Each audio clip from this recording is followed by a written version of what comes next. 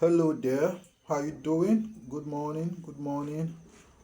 Today I want to complete my earlier video.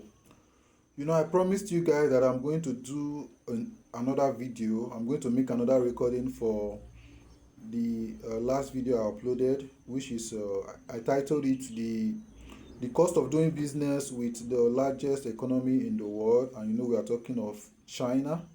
So today I'm just going to complete that video because there's a lot I didn't share with you guys. So if you've not watched it, you can go to my YouTube channel and then you can watch it. Though I'll leave the link in the description below, so you can go there and watch it for yourself. That's the first part. It is titled "The Cost of Doing Business with the Largest Economy in the World." So today I'm just going to run through the remaining parts of what I want to teach you guys, or what I want to expose to you guys. So I've already mentioned the kind of system of government that China practices. I told you they practice a closed system of government, and I've already told you in terms of investment why you should invest in China. I told you about their massive market scale. In terms of population, they have the biggest market in the whole wide world. So that's a good reason why you should invest in them. And then I told you about their export. In terms of export, China is the largest.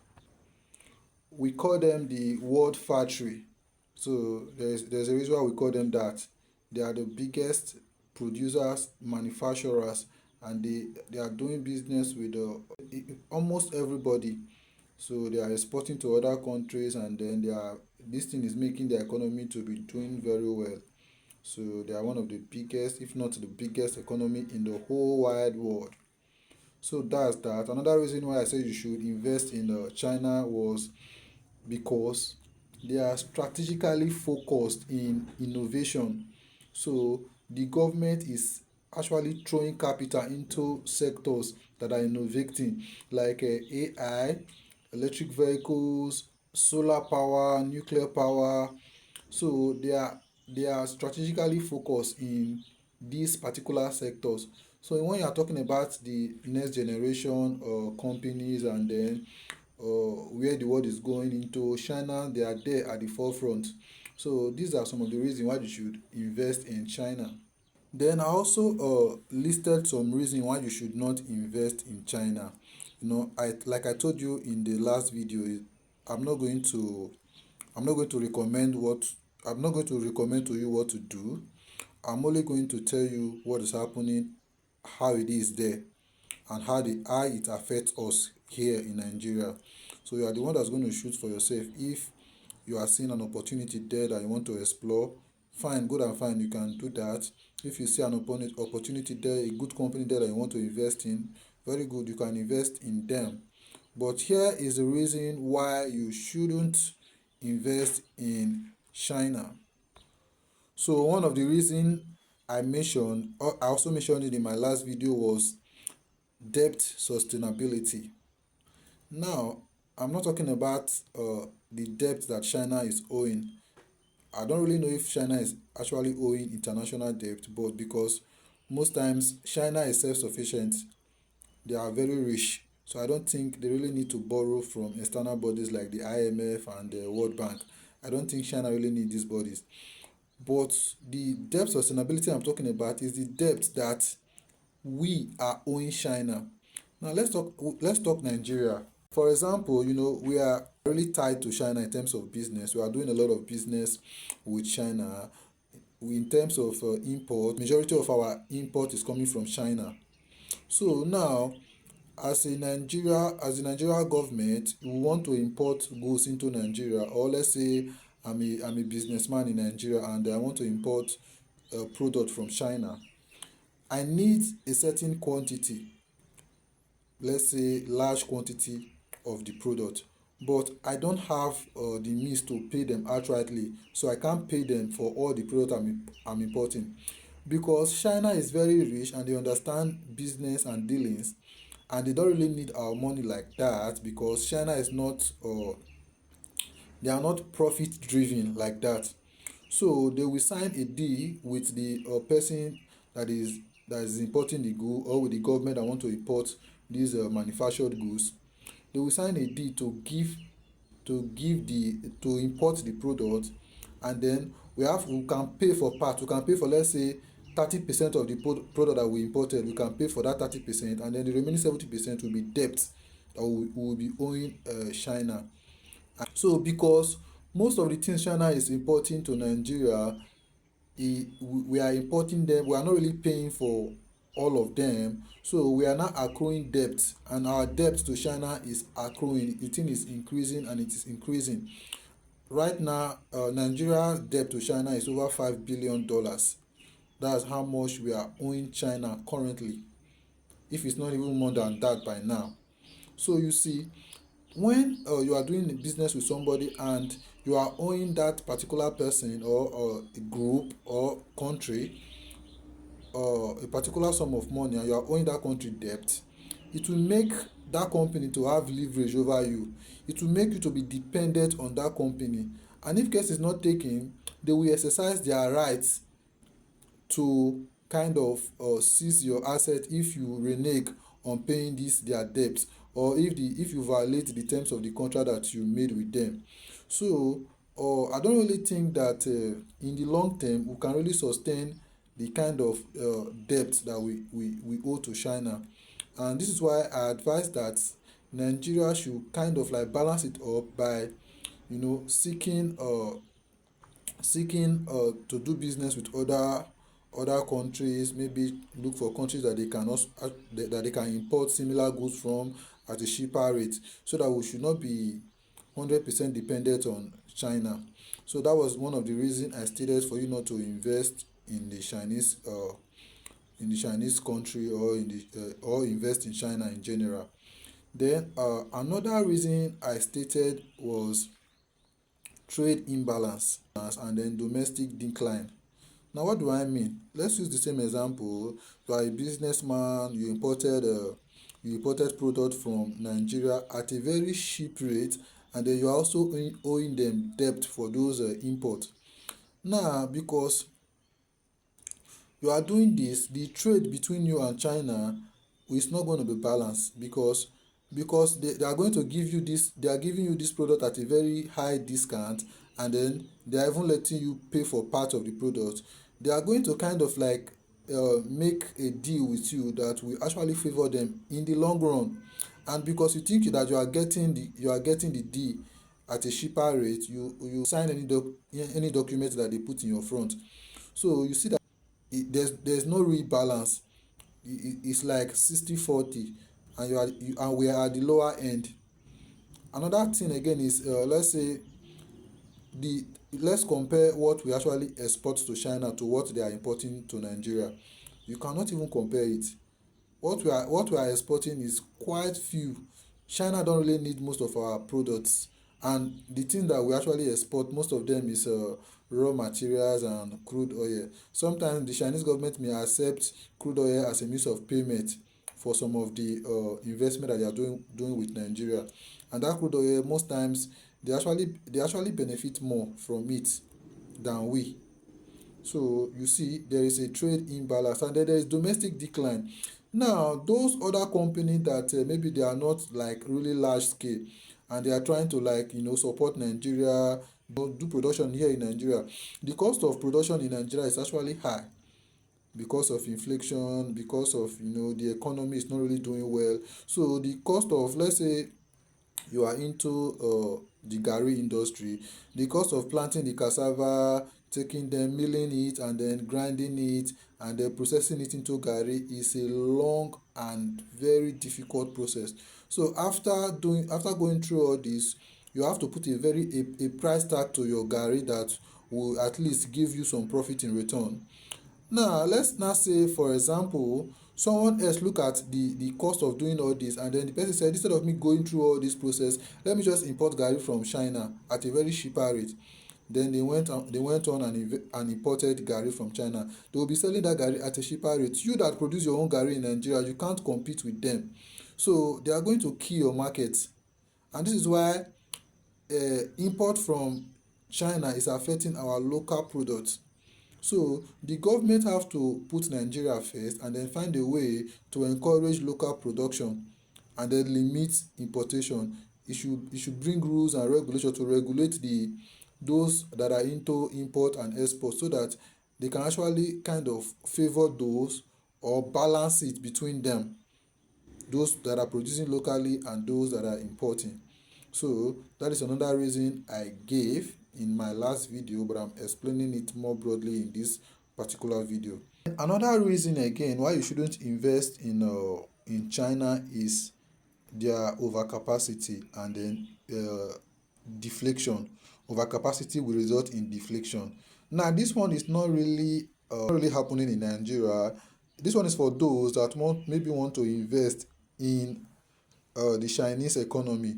You see a company over there that you like and you want to invest in this company. Now because of the regulation there, the way government is regulating this company, let's say public companies over there, you see that there is a lot of deflation and then there is overcapacity. Now let me explain.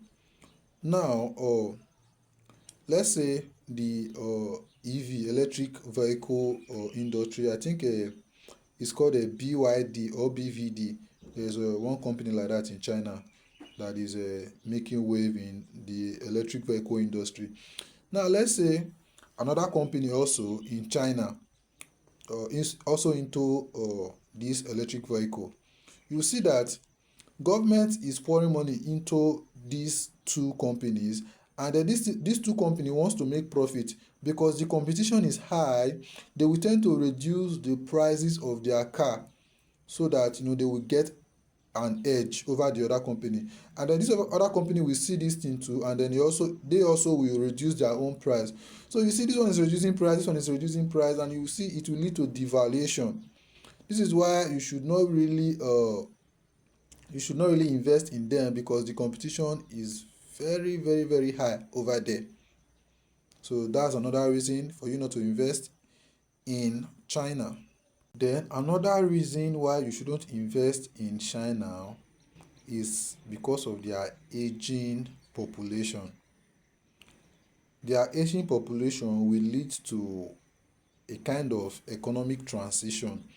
Now, this is for those that are planning to invest long term. We're talking about decades, or 2 3 decades from now. Now, let's analyze it like this. China as an economy is doing very well. China has the largest population of people. Now, because the economy is doing very well, things are cheap over there in China. The cost of living is not high at all. With the little money you are earning, you can buy a lot of goods. You can, shelter yourself. Your basic amenities are there. You don't need to struggle. Now, because of this, those their aging population, the senior citizen over there, they tend to live very long. Now, there is a research that states that by 2050, these old people, this aging population in China, they will make over 40% of the total population. Now, if old people make up 40% of the total population in a country, what do you think will happen? The country, that means those that are doing the manufacturing will not become old. They don't turn old people. They can no longer work again. They can no longer contribute to the economy again. So then they will just be taken without contributing. And then when you see that the old people now make up 40%, the country, because China, they are the world manufacturer. So the country now will not shift from manufacturing, from a country that is known for manufacturing, to a consuming country. And then when the country shift like that, you see that the dynamic will not shift. Instead of them being a producing country, they will not be a consuming country. They can no longer export the way they used to. So this will not affect their economy globally. So you can see that in a way this is a disadvantage, and it's also a reason for you not to invest in China. Then you also need to look at geopolitics and then trade tension between China and, let's say, the US. You know, because of what is going on in the world right now. the Russian-Ukraine war, because China is supporting Russia. They are buying crude oil from Russia, and then the US don't want to hear things like that, and then they are putting sanctions on China. And you see there is a tension globally, and then there's a kind of trade war that is going on. We witnessed it early this year. This will affect investors' confidence. Those that want to invest in China will no longer see it as they will see it as something that is very risky. So you see, trade tension is one reason for you not to invest in China. Now let's talk about China's footprint in Nigeria. Let's circle back home, because we are Nigeria, so it is what really affects us that we really need to be discussing.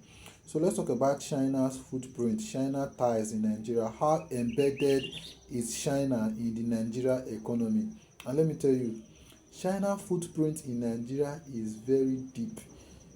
They have sink into the core of Nigeria economy that it is very difficult for us to separate from them, because if we try and separate from them, it will be to our own detriment.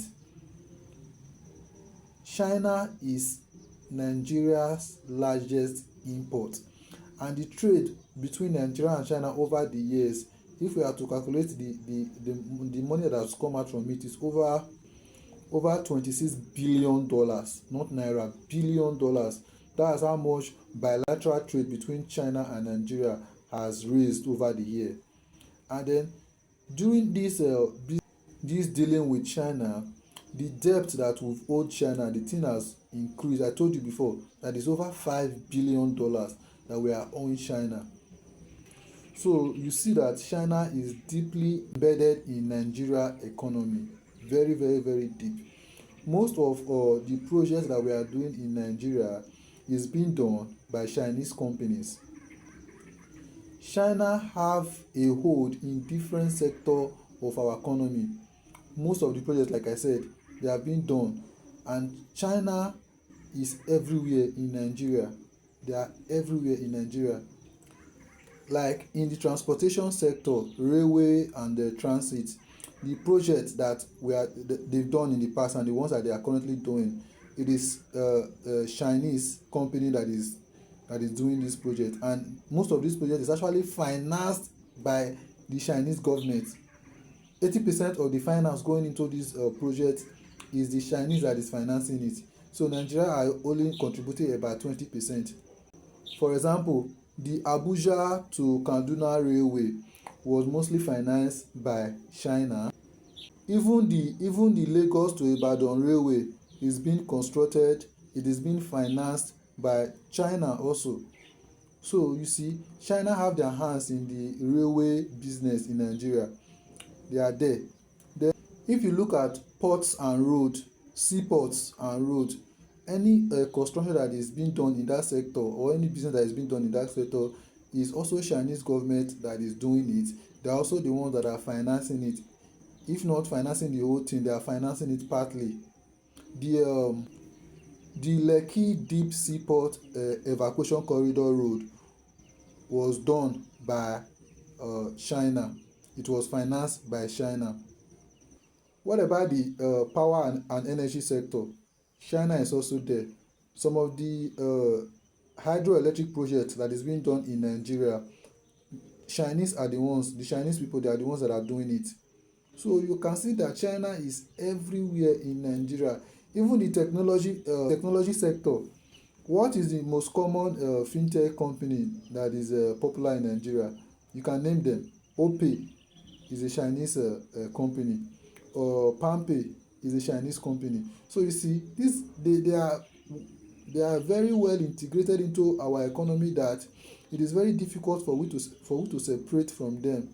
Now everything I've been mentioning, you would think that most of what I've been saying ever since will scream to you that do not invest in China, not do business in China. But it's not all disadvantages.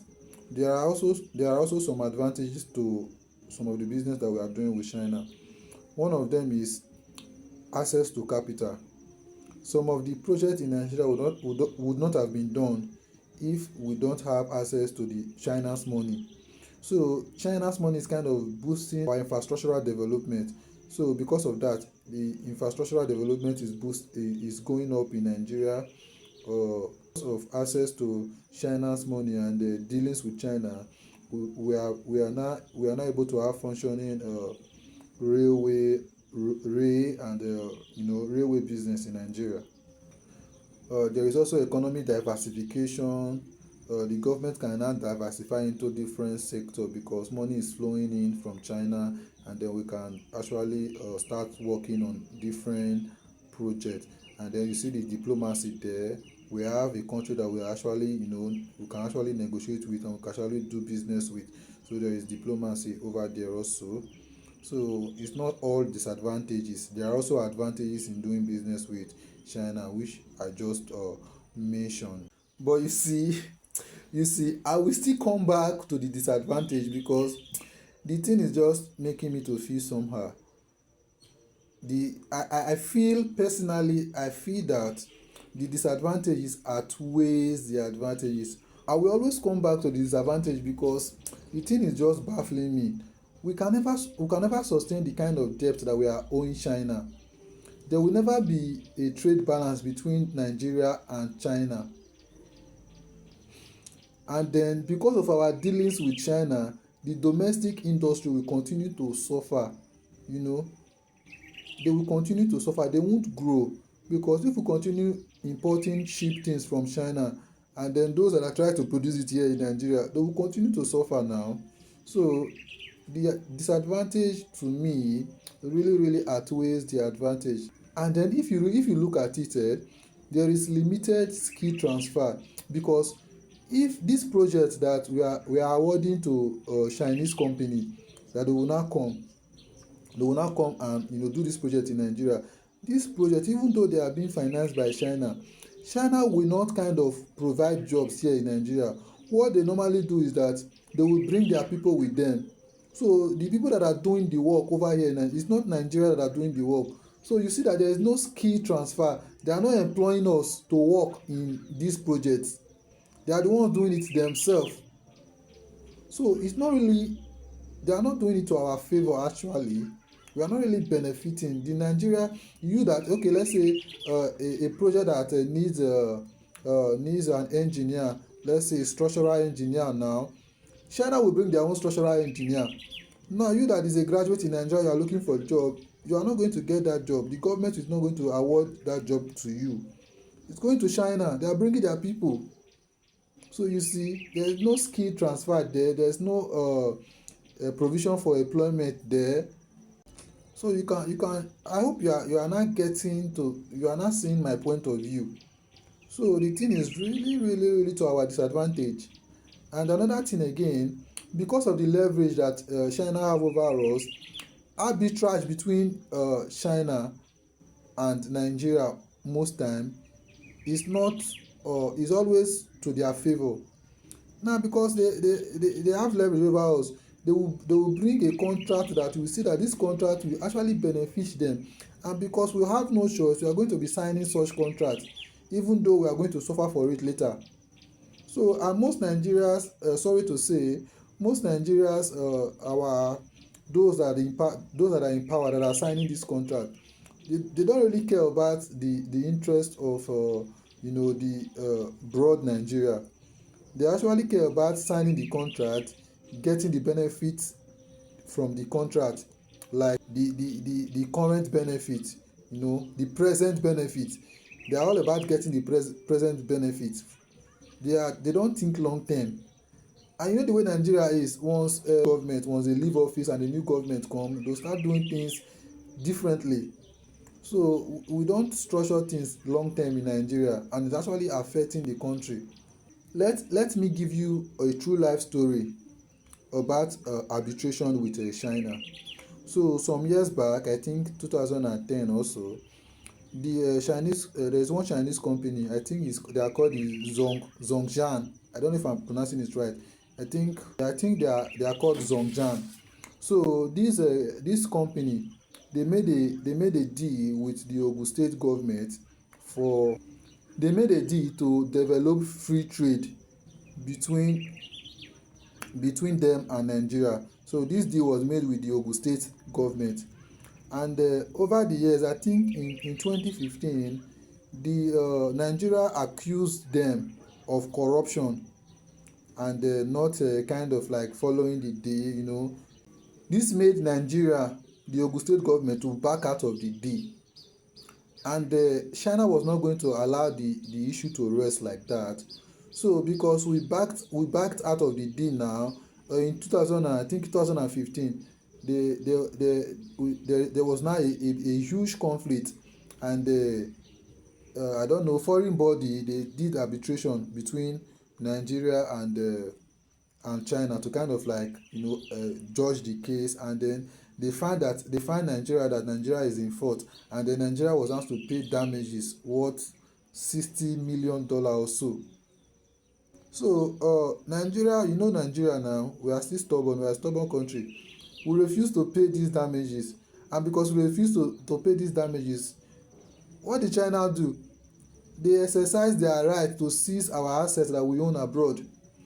They decided to seize presidential jets that were in London. And the London, those that are ruling over there, you know, they actually gave China the right to come into their country and then seize Nigeria assets.